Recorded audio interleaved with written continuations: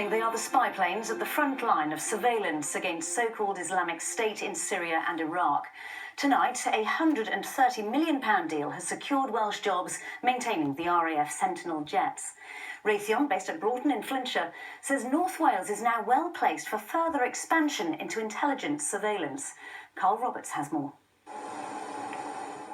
Keeping an eye on ISIS, this is the view from the cockpit of the Raytheon Sentinel, the RAF's eye in the sky over Iraq and Syria.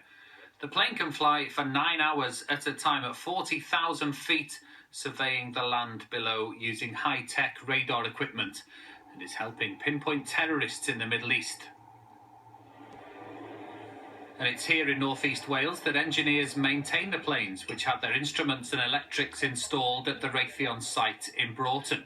The fleet of 5 Sentinel were due to be scrapped, but in last year's UK government strategic defence review, the aircraft was given a reprieve, a decision that has secured 40 highly skilled jobs here and around 120 across the rest of the UK. It's great to be here in North Wales at Broughton to announce a £131.5 million contract to sustain the Sentinel here at Raytheon and to ensure that this really capable aircraft, which provides an eye in the sky for our armed forces, is going to be sustained for years to come. Raytheon have been in business here in Broughton for 20 years. The company took over the Hawker Jet Company and moved production to the United States. But bosses were so impressed with the quality of the workforce that the company set up this service centre. Engineers here are in the process of servicing one of the fleet of Sentinel aircraft, and today's news means that staff of all ages can have some job security in the coming years. We're going to be here for how long? I can still learn and everything. I'll move around different areas and get to really know the aircraft. That's quite nice. And Shannon and her colleagues could see their workload increase if the company can sell its high-tech services around the world. The market itself, I think, is a very strong market for ISR, the intelligence, surveillance, reconnaissance type platforms.